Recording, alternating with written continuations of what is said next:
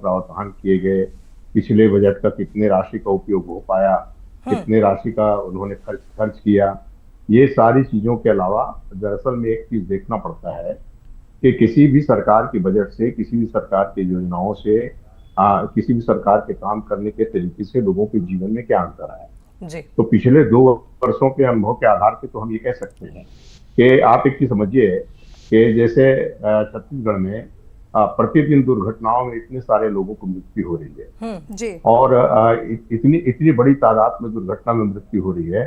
सरकार ने इस विषय में कोई भी इस तरह का प्रावधान नहीं किया है। हम्म। दूसरी बात, चिकित्सा के क्षेत्र में तमाम अस्पतालों में तरह तरह के यंत्र हैं वहां पर, उनकी कोई सीटी स्कैन से लेके तमाम चीजों का प्रावधान है, मगर उसके लिए ऑपरेटर नहीं है, उसके लिए कर्मचारियों की भर्ती के संबंध में ये बजट जो है कुछ भी नहीं कहता। तो कुल मिला के अगर देखा जाए तो सुनने में बजट बहुत अच्छा लगता है, और बस्तर और सरगुजा के विषय में जो विशेष प्रावधान किए गए हैं, ये एक अच्छा कदम हो सकता है, बशर्ते अगर उसको उस ईमानदारी के साथ लागू किया जाए। दरअसल में आप एक चीज समझ लीजिए, मैंने कहा ना कि बजट में सुनने में बहुत अच्छा लगता है कि इधर के लिए भी प्रावधान है, इधर के लिए भी प्रावधान है, इधर के लिए भी प्रावधान है, मगर लोगों के जीवन में कितना परिवर्तन आया, कितने आज जो ठीक। है बच्चे जो है स्कूल स्कूल में पढ़ाई के समय हम्म। कितनी तादाद में आत्महत्या कर रहे हैं, ठीक है कितनी सुनील जी, हताशा मैं है। यहाँ बजट पर चर्चा जारी है। हमारे मेहमान हमारे साथ लगातार बने हुए हैं, सुनील चौधरी जी भी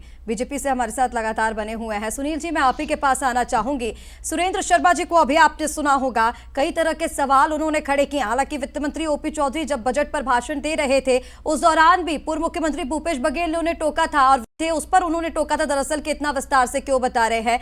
किस तरह से आप देखेंगे? सुरेंद्र जी की बातों को का भी जवाब दीजिएगा, और क्या आपको लग रहा है कि जो उम्मीदें जनता को आपसे थी, उन उम्मीदों पर संकल्प का ये जो बजट है वो खरा उतरा है? जी, राम राम, जय जोहर, जय छत्तीसगढ़। देखिए, आज माननीय ओपी चौधरी जी ने जो बजट प्रस्तुत किया है, निश्चित रूप से छत्तीसगढ़ में जिस प्रकार से हम बात करते थे ज्ञान और गति और संकल्प, तो ये संकल्प को पूरा करने वाला बजट है। कोई क्षेत्र ऐसा नहीं बचा है जहां पर जो है घोषणाएं नहीं हुई है, या जहां काम करने के लिए माननीय वित्त मंत्री जी ने पूरे सदन को और पूरे प्रदेश को जो है वो बताया हो। आप देखेंगे कि शिक्षा को लेकर के, कि जगरगुंडा और अबूझमाड़ जैसे क्षेत्र में आप एजुकेशन सिटी के निर्माण की ओर हम लोग आगे बढ़ रहे हैं। उसी प्रकार से यदि आगे देखें तो नक्सलवाद को समाप्त करके, और वहां पर एक वहां के जो युवा हैं उनकी आवाज न केवल छत्तीसगढ़, न केवल भारत भर की, विश्व में भी दहाड़ेंगे वो, ऐसी सारी बातें जो है वो निकल करके सामने आ रही हैं। आप देखेंगे कि वहां पर बस्तर से लेकर के सरगुजा तक माननीय वित्त मंत्री जी ने मुख्यमंत्री जी के नेतृत्व में जो बजट तैयार किया, भूतो न भविष्यति, हर क्षेत्र में। अगर शिक्षा की बात करते हैं तो आप देखेंगे कि उसमें एक बड़ी योजना लेकर के आया है कि जो बच्चे कंपटीशन एग्जाम में रहते हैं उनके लिए क्या किया जा सकता है। तो ऐसी योजनाएं लेकर के सड़कों का जाल बिछेगा, यातायात की सुविधाएं जो होंगी वो आगे बढ़ाने की दिशा में काम है। ओबीसी, एसटी, एससी,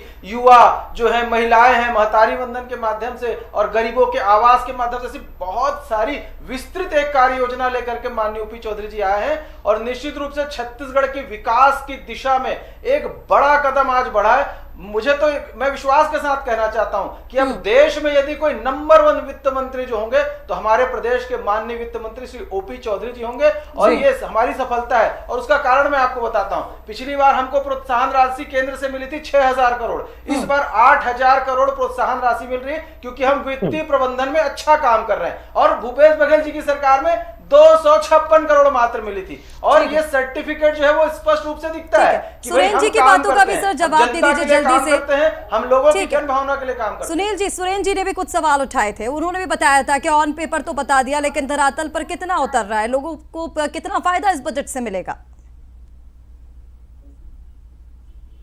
धरातल पर तो सारी योजनाएं दिख रही हैं। आज आपको छत्तीसगढ़ में परिवर्तन दिख रहा है, इस बात को सारे लोग मान रहे हैं। छत्तीसगढ़ में भूतो न भविष्यति नक्सलवाद का समापन हो रहा है। वहां पर उसको विकास की गति में आगे बढ़ाने के लिए जो जो काम किए जा सकते हैं, चाहे आप मोबाइल टावर लगाने की बात करें, चाहे आप बैंक खोलने की बात करें, किसानों को उनका पैसा जो है दिया जा रहा है, महतारी वंदन का जो पैसा दिया जा रहा है, एक किस्त में सारे किसानों को पैसा दिया जाता है। अभी 10,000 करोड़ रुपए जो है होली के पहले किसानों के खाते में आ जाएंगे।